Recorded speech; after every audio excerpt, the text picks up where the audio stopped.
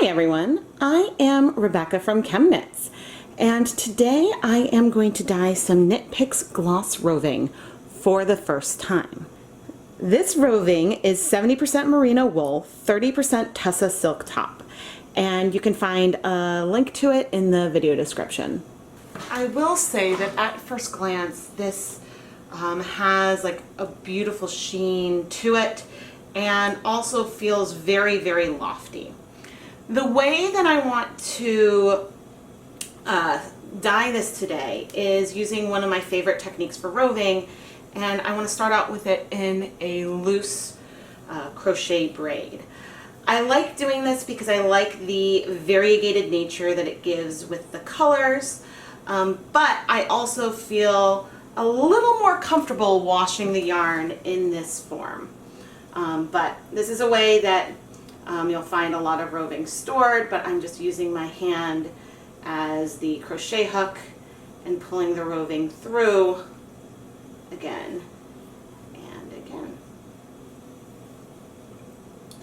I am planning to also sort of replicate the technique that I did in my highlighter live stream, where I want to space dye this with one color in the middle, one color on one side, and one color on the other. And I'm curious how much they might mix on the silk, but I also like the effect of having half of the whole braid have one color, or half of the entire braid have one color, and then I guess a quarter one, a quarter of the other. And I think it'll be really beautiful to spin. I started off by arranging the dry braid into my dedicated steam pan. This is on top of 2 burners on my stove, so eventually we'll be able to start heating it up. Off camera, I have mixed 8 cups of water with 2-ish tablespoons of white vinegar.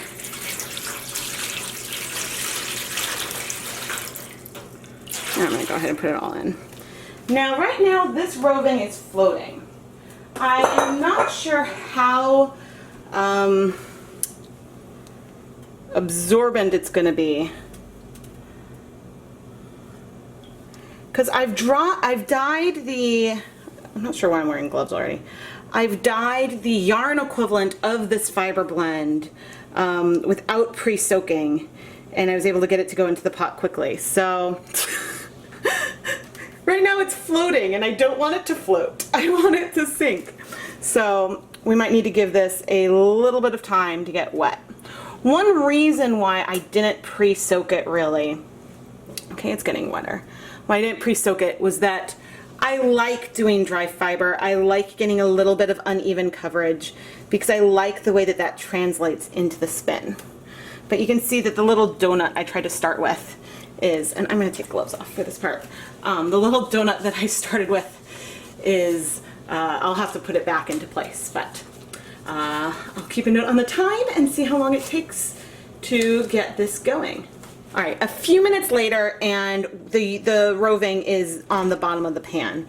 I was able to, by pressing, release some of the air bubbles, and actually by keeping my hand on it, so that way it'll slowly kind of come back into shape, so it'll absorb the water versus more air, and we're now on the bottom of the pan. And so the thing that is exciting me about this technique is that functionally we have 3 pots right now. We've got the center, one side, and the other. And so when we unravel the yarn, it depends on how much the colors spread, but you know, we'll have a section that is one color, and then we'll potentially have one color going from here to here on the outside, and then from here to here on the other side. In theory. As I am getting the dyes ready, I'm going to turn on the stove to start heating this up, because I would like it to not be cold when I add the dyes. The nice thing about using the steam pan and 2 burners is that it heats up relatively quickly. So we are going to be using some Jacquard Acid dyes, and these are the dye stocks that I made in January. It is now currently September. I have found that these dyes still work really well. I'm not sure if they're still sticking with their original color, And even though this was a quote 1% stock solution, I don't think that it, I think it might be a little, the concentration might be actually a little different. But let's start, let's see how much is left in here. Oh, that's good. So we've got just under a 1/4 cup of the violet, which is actually a fair amount of color. Oh no, oh no! My seal was not perfect. See, that came through the middle. Oh well, I tried. Most of it is on that outside area. But that was funny, that was a little sneaky. Uh-oh. I know this is now basically empty, but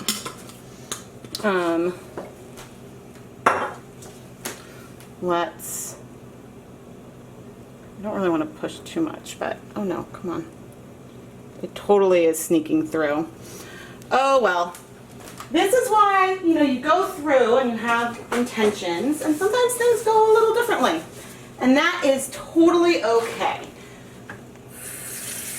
I'm now going to take the last bit of the silver gray that I have. This was Jacquard Acid dyes. And I'm wondering if I have approximately the same amount. Wow, that's pretty cool. That I also have just shy of a 1/4 cup. The fact that these two are now gone is indicative of the fact that these are two of my favorite colors. Okay, I'm going to turn down the heat a little more. So I honestly cannot tell if the gray and the purple are sneaking back and forth here, except for the fact that it still looks pretty clear up here. So I think I'm actually going to give this a couple minutes, and then we'll come back and add some color to the center. And my rationale there is that I want to give some time for some of these colors to bind to, I guess, these outside portions in case the next color is just going to completely leak out. But yeah, I will come back in a moment. 5 minutes later, I think the center area is starting to clear a bit, and we can see a little bit more of some of these purples sneaking up around the edge. The gray is sort of coming along this bottom. I am going to poke this down a bit more. It's funny, I think that the gray might be paler left. The purple I definitely found, because there was a Dyepot PS where I tried to replicate something with like dyeing gray and then overdyeing with the violet, and the violet absolutely got more concentrated towards the end. There must have been some sediment or something, because it is quite potent, whereas this gray, we're actually getting like, it's a nice silver color. I mean, there's a lot of dye over in here, but I'm just sort of helping it a little bit. All right. Yeah, but over here, I mean, there's a lot of color in that purple side. All right. But let's add some color to the middle. And this is a color that I haven't used as much of. This is the Jacquard Pink. You can see that I have a fair amount of it left. But I'm going to add, I think, about a 1/4 cup of it just into the center. And so one of the reasons why I wanted to wait was that this was going to sneak out into the violet area. I wanted there to have been some already bound. But the violet is so bright or so saturated that it's hard to know if it, like, what it'll do. But I am immediately seeing some pinks sneak up, and I'm wondering if I can touch. Oh yeah, so it's nice and warm. We are not at a simmer, but I know that this isn't letting like diffusion take its course, but I am not opposed to helping things along a little bit. And I'm sort of gonna let some of this gray, whoops, sneak up a little bit. Well, this is kind of fun, moving it around. But yeah, you can see the bottom of the pan through the gray. Actually, if I touch it and then touch this, I don't really see much color in there. If I touch the violet and touch this, there's a lot of color over there. What about the pink? If I touch this and touch my thing, okay, I get some pink. Yeah, so now, really, we just wait. And this is something that could take a while. It could take a long while. Silk, I've found in general, takes longer. And then add to that the fact that this is braided, there is some resist. So I think I'm gonna give this 30 minutes. This time I will cover it with tin foil, and I'm gonna just keep the heat on low. The tin foil will help trap the heat on top of it. And yeah, in half an hour we'll come in and check on it. All right, so I'm covering this with some aluminum foil. The foil that I have isn't wide enough, so I'm literally just laying it across. Some steam can still get out, but it will help keep some heat. And I will peek in on this over the next half hour, just to make sure there's still plenty of water and whatnot. Right, it's been 30 minutes, and it looks like the pink is all absorbed. Look at that beautiful color. And the gray, oh, the gray is also starting to clear. Taking the foil completely aside because I got some dye on top, and I think that led to some drops over here. Oh, but there's a lot of that purple left. All right, we've got some choices here. We can proceed as we are, or we can take it out, let all the colors go around, and put the other side down and absorb some of that other color. And I think that is how I might want to proceed. I'm a little nervous about trying to quickly pick this up.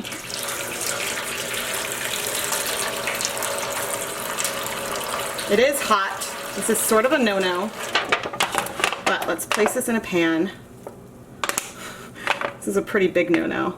And then yeah, we've got some pinks and some grays, and that is cool. I need this to cool slightly so that way I can rearrange it.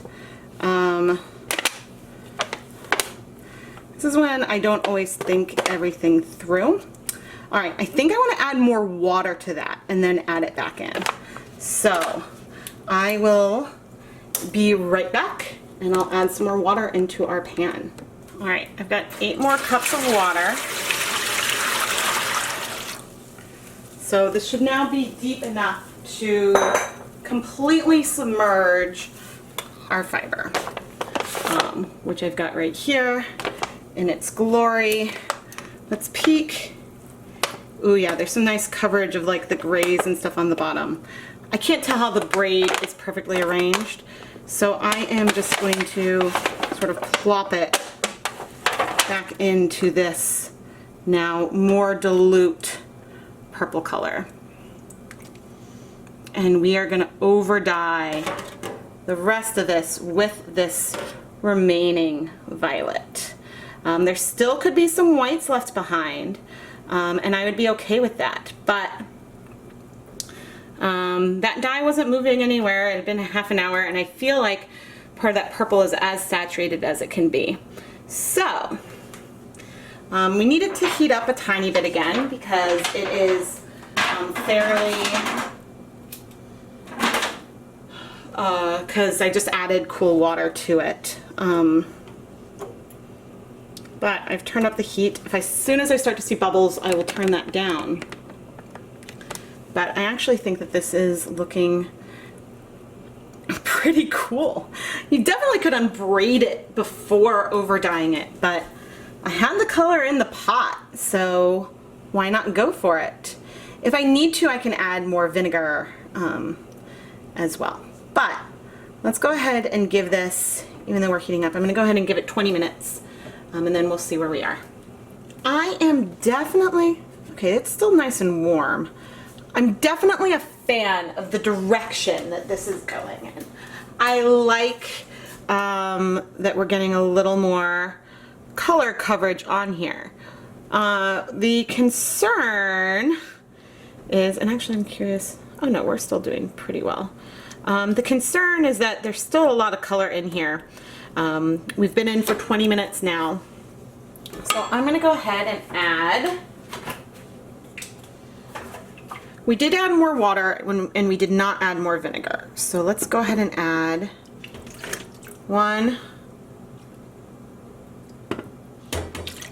2 more tablespoons of vinegar in here. And we're going to just like, hello, hello, we're stirring you gently, gently. Absorb, absorb. But again, there's limited surface area here because the roving, in general, I find roving to be slower to dye anyway, because if you think about how thick the roving is versus how thin a skein of yarn, so already with roving you have less surface area than you would if you were dyeing a skein of yarn, because the roving's maybe like 3 or 4 yards versus hundreds. And then here I've made it even shorter with this braid. So it just takes time. But I'm gonna go ahead and give this another 20 minutes and then we'll come back and see if it looks any different or not. Over the last 20 minutes, I think that the color is starting to clear. Most noticeably, I notice in this region here. Yeah, there is definitely still some color as I am moving the fiber around, and we definitely have some darker and paler patches in our roving, all of which excites me greatly. At this point, I think I am going to turn off the heat completely and let it start to cool in this whole setup. We may absorb some more color, we may not. We might get some bleeding because even though there might be some, yeah, I'm not sure if when we pick this up if the clear liquid will come out, but clearly we've got some purple liquid going on in here. But let's let this start to cool. The water is hot. Like if I touch the base, it feels hot. So it'll take a while to cool, but I'm loving the direction this is going. All right, after being out of the heat for 20 minutes, I had a little bit of an epiphany. The water is starting to clear over here, not over there. But this is the area that had the purple originally. So this is the area, and you can see, I think this area might actually be bleeding a bit. I guess it's unclear if it's bleeding or if just like the residual purple isn't absorbing. So I am going to try something out I have never tried before. While this isn't necessarily bleeding because it's not washing, it hasn't come out of the dye pot yet, it could be. There could be a lot of excess dye in this most saturated part. One tip I've heard for when you're getting yarn that has a lot of bleeding to sort of help with that is to toss in another skein of yarn. So right here I have some Stroll fingering. This is 75% Superwash Merino, 25% nylon. And I am gonna add this into our pan. It's dry. Let's see if, yeah, we've got some like lavender hints. Gotta scooch that down. All right, let's pop this guy in. So you can see how little color there is in there. Let me flop this over. Because the yarn isn't even all in the water yet, and it has absorbed, I think, a lot of that extra color. But you can see as I move the fiber, there's some other color over there. I don't want to agitate things too much. It is still warm, but I'm just moving this yarn in and around to assist, aid and assist. All right, sort of moving things around. I have the roving on the outside and the yarn down here. And this is something that I can then completely over dye. I haven't seen how like even this color has been, but just immediately that soaked up some of that extra color. And all right, we're actually warm, but not, I can touch it. I'm curious about a little bit about the coverage. It's not bad. It's very, very pastel, but it does show like this amount of color compared to that amount of color is very, very little. I'm curious if I move this, if we're gonna see some more color come out. And it doesn't look like it, because before when I was moving it, there was definitely more purple around this dark area, and there was a little bit of a balloon when I moved it. So it was unclear if some of that extra color was just not absorbing or if it was leaking out. But I am going to continue to let the roving cool. I'm going to stop messing with it, but I'm going to plop this yarn in here, and you know, if there's any more color that needs to be absorbed, it can. And now we've also got a really cool pastel base to go and over dye and play around with more later on. The biggest thing I hope is that by adding this yarn in to soak up some of this extra color now versus having this low residual color in the roving, I'm hoping that this will make it easier to rinse out the roving so I can have a little less rinsing action during that part.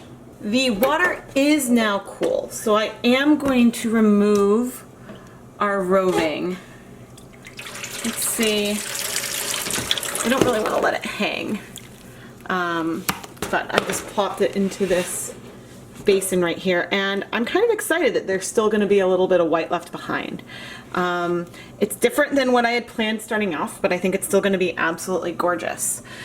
So I'm going to let the fiber is not yet 100% room temperature, so I'm going to let this continue to cool before we get ready to wash it. And as for our yarn friend, I think that this helped in like soaking up whatever left was extra. Overall, I think that this is a nice sort of like first step to some other dyeing project. So I actually don't think I'm going to rinse it now. I might use this for some leftover dyes from some other projects. From another project today, I've got a little more leftover color. So I, being me, am just going to plop this in and see if we absorb some of this like residual pink. Actually, that's really, really lovely.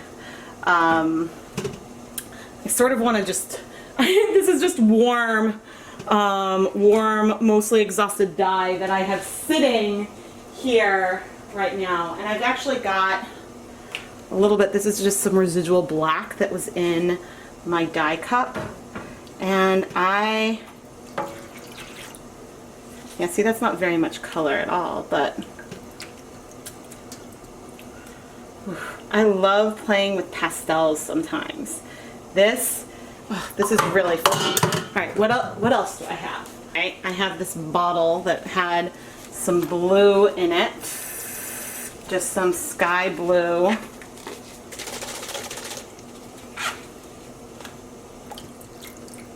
Just like a little hint. That's pretty much a nothing. Oh, I am digging this. This is warm in the pan, a beautiful pastel. I have some leftover powder, Black Cherry KoolAid.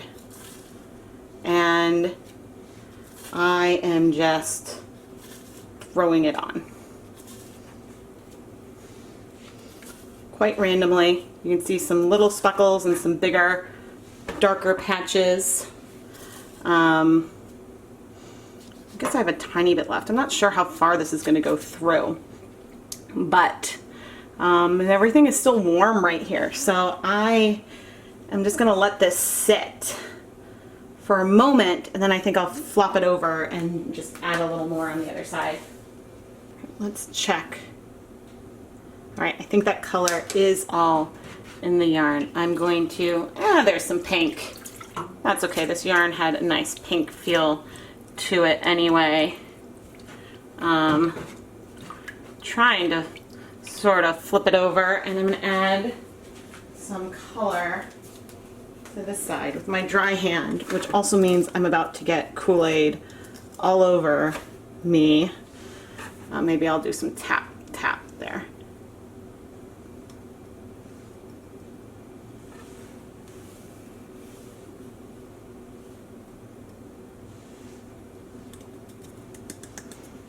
Cool. Cool. So I'm just gonna let that sit, and that color should just bind. Cool. I like this yarn. There are some blue specks in there. Where that came from, I do not know. This is weird. I know that there's some blue in that color, but like that definitely came from when I was speckling with my hand. There wasn't anything else around here, and I didn't have any other powder open. I did use blue today, but not, I don't even know, but I actually kind of dig it, but strange. Let's wash our roving. If I don't see any bleeding, I'm really just going to do this one rinse and then go hang it up to dry. I don't want to do too much agitation to it. You could do soap. I think that, you know, when I'm setting the twist, maybe after I spin it, that's when I might do that. But I think that water, my friends, is clear. I don't know if I should credit, oh dear, the noise makes me nervous. I don't know if I should credit the extra skein that I tossed in or not, but either way, I'm gonna go hang this up to dry. I'm not messing around. Let's wash our pastel and speckled yarn. See if anything comes off. What's funny is it felt a little crunchy, and I wonder if that's because of some of the citric acid that is left behind. But the nice thing, if your yarn gets tangled at all, which I don't think this one really is, but if it does get tangled, just wait for it to dry to try to untangle it. But I'm using a little clear dish soap with this one, just to see if anything is gonna come out. And nope, all of this gorgeous color is in the yarn. Now I'm going to rinse out the soap, hang this up to dry, and I'll be back when we're ready for the review. Here is the dry roving. Even once we added the purple all over, you can still see the center pink, the heavier purple, and the heavier gray areas. And then we also have our bonus yarn. We initially put this in to help us soak up some of these purples. And then using some leftover red cherry, or black cherry, I guess, KoolAid, we added some speckles and got some additional pinks on in here. I think that I might use a bonus skein to help soak up some of the excess dye in more roving projects just like this. I think that it is a nice way to then minimize the amount of washing that you need to do after the fact. And we got a really beautiful yarn here in its own right. All right, let's unravel this yarn. So we definitely still have some white patches, but they're actually fairly spread out. I think that that's beautiful. And let's get the rest of this, and I will arrange this a little better on camera. This roving has pink and white throughout the whole thing.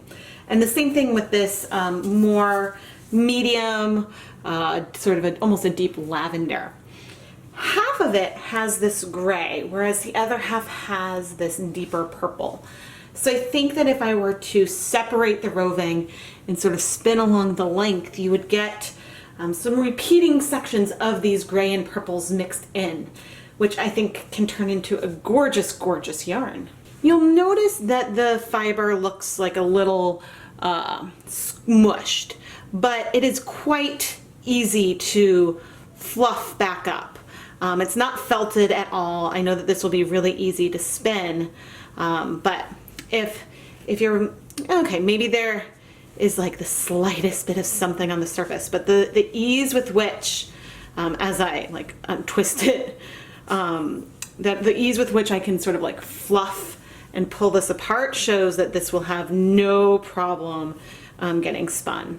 And then even at the end, like I could probably almost start drafting from this already.